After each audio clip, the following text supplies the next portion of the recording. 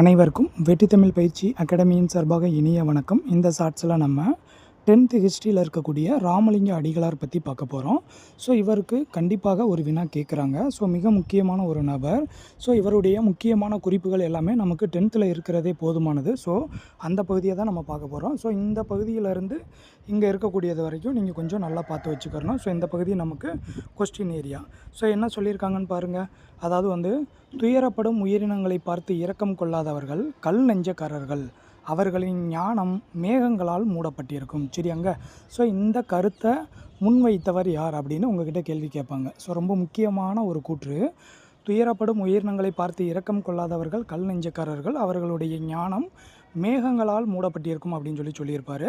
அதுக்கப்புறம் ரெண்டாவது கூற்று பார்த்தீங்க அப்படின்னா, தன்னுடைய அன்பையும் இரக்கத்தையும் செடி கொடிகள் உள்ளிட்ட அனைத்து உயிரினங்களிடமும் காட்டியவர் யாருன்னு கேட்பாங்க. சரியாங்க.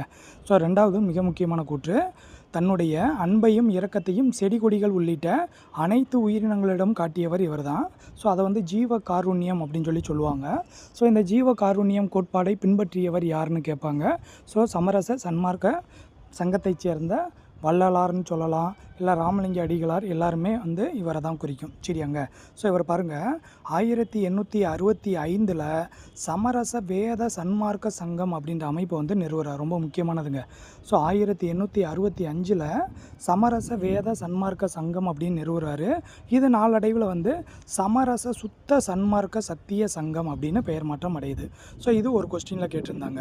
ஸோ வள்ளலார் அவர்களுடைய சமரச வேத சன்மார்க்க சங்கம் பின்னாளில் எவ்வாறு பெயர் மாற்றம் செய்யப்பட்டது அப்படின்னு கேட்டிருந்தாங்க. ஸோ கரெக்டாக பார்த்து வச்சுக்கோங்க. சமரச சுத்த சன்மார்க்க சத்திய சங்கம் அப்படின்னு பெயர் மாற்றம் செய்யப்பட்டது. அடுத்து 1866 நம்ம மதராஸ் பஞ்சம் ஏற்படுதுங்க. ஸோ பஞ்சத்தால் வாடிக்கிட்டு இருக்கக்கூடிய மக்களை பார்க்கும்போது அவருக்கு மனம் பொறுக்கலை.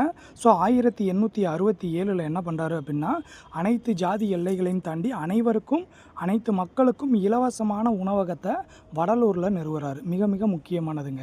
சரியாங்க. ஸோ அப்போ 1867 இலவச உணவகத்தை வடலூரில் நிறுவுறாரு.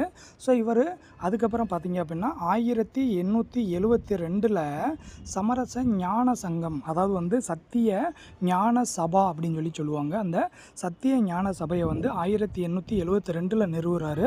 ஸோ இதெல்லாம் மிக முக்கியமான பகுதி, நல்லா பார்த்து வச்சுக்கோங்க. சிம்பிளாக ஷார்ட்கட்டாக சங்கம் அமைச்சு சாப்பாடு போட்டு அறிவை புகட்டினார் அப்படின்னு ஷார்ட்கட்டாக ஞாபகம் வச்சுக்கிறணும்.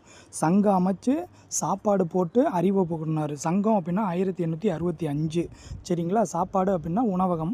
அப்போ 1867. அப்போ சங்கம் அமைச்சு சாப்பாடை போட்டு அறிவை புகட்டினார். அறிவுனா